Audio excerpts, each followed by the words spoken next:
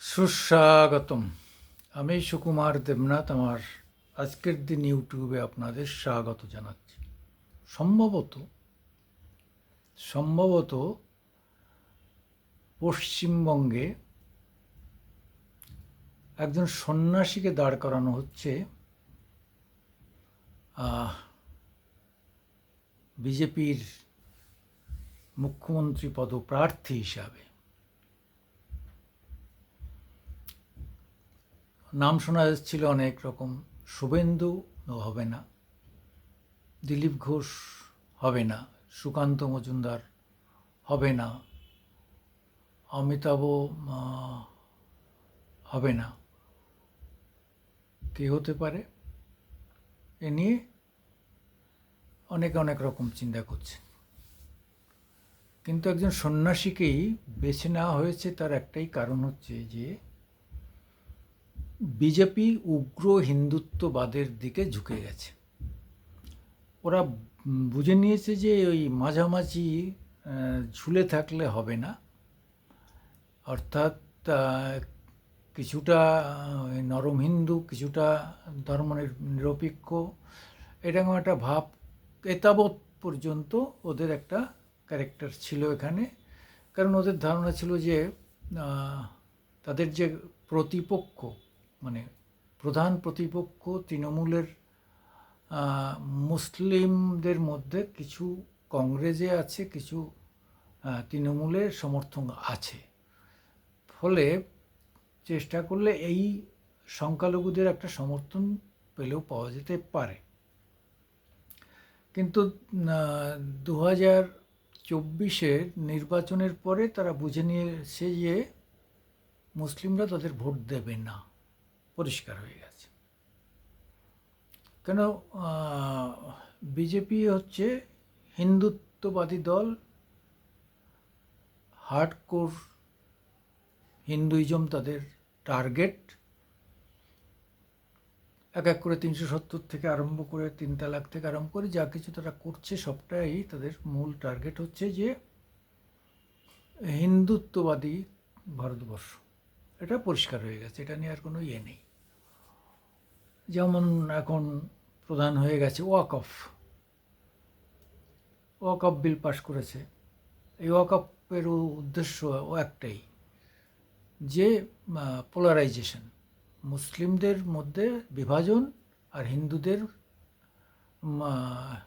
মধ্যে একচেটিয়া ঐক্য। এই দুটো হচ্ছে তাদের ইয়ে। হিন্দু ভোটের টোটাল পোলারাইজেশন আর মুসলিম ভোটের মধ্যে বিভাজন নেই। এই দুটোর হচ্ছে তাদের রাস্তা। তো সেই রাস্তায় হাঁটতে হাঁটতে হাঁটতে হাঁটতে ইদানিং আমরা লক্ষ্য করছি যে এরা আরও বেশি কট্টরতা দেখাচ্ছে। শুভেন্দুর কথাবার্তায়, সুকান্তবাবুদের কথাবার্তায় এটা বোঝা যাচ্ছে। দিলীপ ঘোষ মাঝে মাঝে তাল মিলিয়ে চলেন। তারপরে মহিলা মুখ ভাবা গিয়েছিল অগ্নিমিত্রা, বেশ খুব সন্দেশখালী মানে আন্দোলন থেকে বেশ সামনের সারিতে চলে এসেছিলেন। তা মনে হচ্ছিল যে অগ্নিমিত্রা মুখ হতে পারেন, মুখ্যমন্ত্রীর মুখ হতে পারেন, অথবা দলের মুখ হতে পারেন। তা হলো না। লকেট চট্টোপাধ্যায়কেও নিয়ে একটা সময় খুব হইচই হয়েছিল যে লকেট চট্টোপাধ্যায়কে করা যেতে পারে, কিন্তু সেটা হলো না। লাস্টে সুকান্ত আশাতে উত্তরবঙ্গে তাদের বেসটা শক্ত হয়েছিল, উত্তরবঙ্গে থেকেই তাহলে কাউকে করা হবে, তাহলে উত্তরবঙ্গের সিটগুলো তাদের শিওর হবে। কিন্তু দেখা গেল যে 24-এ সেটা ভেঙে দিল মমতা ব্যানার্জি। ফলে উত্তরবঙ্গেও তারা একচেটিয়া কোথাও নেই। তারপরেই তারা বুঝলো যে আমাদের এই সফট হিন্দু দেওয়া হবে না, হার্ড লাইনে যেতে হবে। এবং হার্ড লাইনে যেতে গিয়েই তারা এখন হার্ড লাইনে সেরকম একটা মুখ খুঁজছে। আপনারা জানেন যে বাংলাদেশে একজন বাচ্চা সন্ন্যাসী ইস্কনের চিটাগাঙে যখন হিন্দুদের উপর আক্রমণ হলো, মিলিটারি, পুলিশ এবং মুসলিমরা মিলে আক্রমণ করলো, তখন এই ভদ্রলোক, নামটা আমার খুব একটা মনে থাকে না, সবাই জানেন যে এই সন্ন্যাসী অনেক বয়স কম একদম, একটা মিছিল করে, সেটা লম্বা মিছিল করে হিন্দুদের নিয়ে, তারপরে তাকে গ্রেপ্তার করে এখনও জেলের মধ্যে রেখেছে। কিন্তু ওই এক মানে সন্ন্যাসীর মুখ মানেই হিন্দু মুখ হয়ে সারা বাংলাদেশ জুড়ে কিন্তু হিন্দুরা ওকে সামনে নিয়েই, পোস্টার বয় ওকে সামনে নিয়েই তারা শুরু করেছে হিন্দুদের যে কোনো মুভমেন্টের, তিনি এখন পোস্টার বয়। এবার এ বাংলাতেও বিভিন্ন সময়ে হিন্দুত্বদের সঙ্গে যখনই সংঘাত হয়েছে, এখানেও ধীরে ধীরে ধীরে ধীরে আরেকটি মুখকে এরা সামনে নিয়ে আসে। তিনি হচ্ছেন কার্তিক মহারাজ। নিতান্ত অসাংবিধানিক লোক, নিতান্ত অসাংবিধানিক লোক, অরাজনৈতিক লোক, অসাংবিধানিক বলছি কেন, সরি, মাফ করবেন, নিতান্ত অরাজনৈতিক লোক। তিনি হঠাৎ করে এই নির্বাচনের মুখেই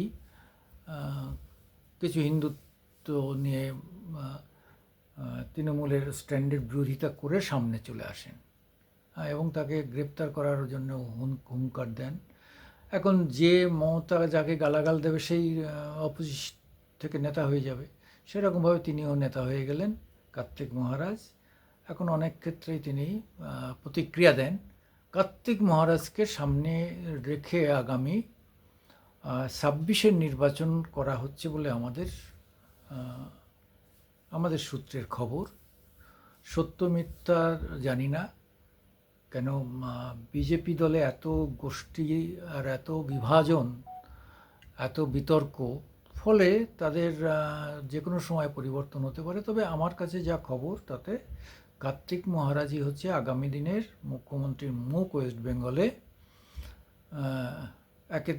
অনেকটা অবিতর্কিত লোক, তারপরে তিনি অত্যন্ত ধর্ম নিয়ে থাকেন, তারপরে রামকৃষ্ণ মিশনের একটা গুডউইল আছে, এই সবগুলোকে রেখে তিনি সামনে আসতে পারেন।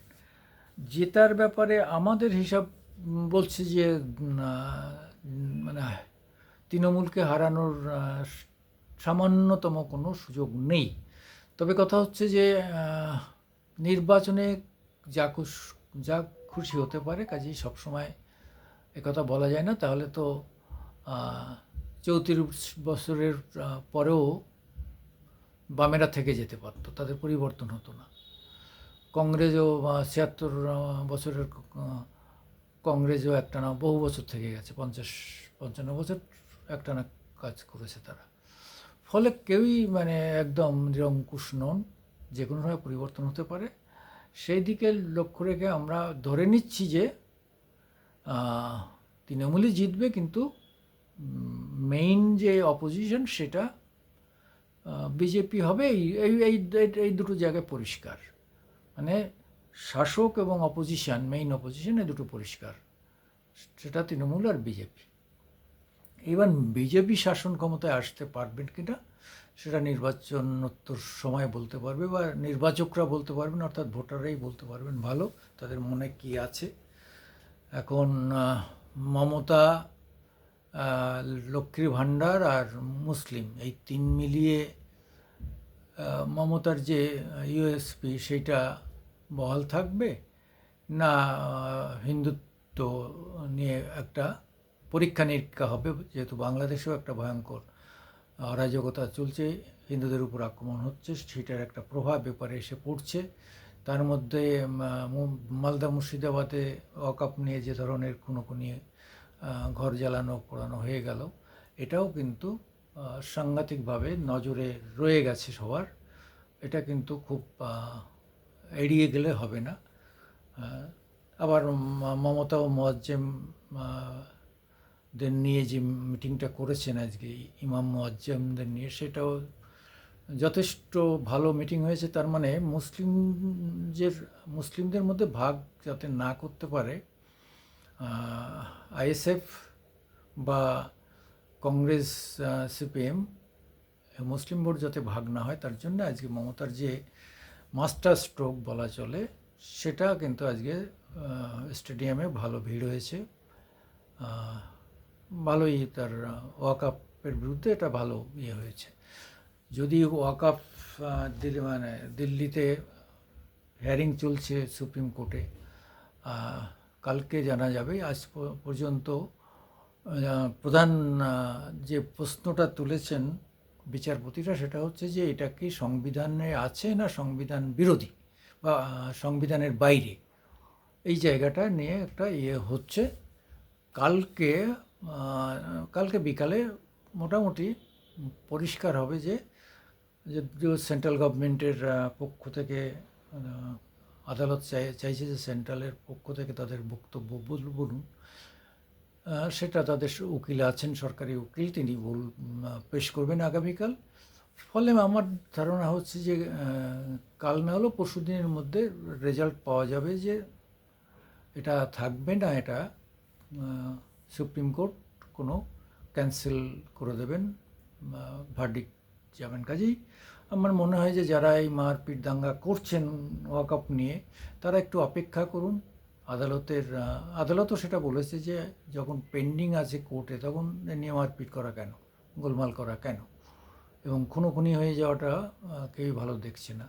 যাই হোক, আমি সুকুমার দেবনাথ আপনাদের কাছে প্রার্থনা করি আপনারা আমাদের একটু দেখবেন দয়া করে। নমস্কার, সত শ্রী অকাল, আদাব।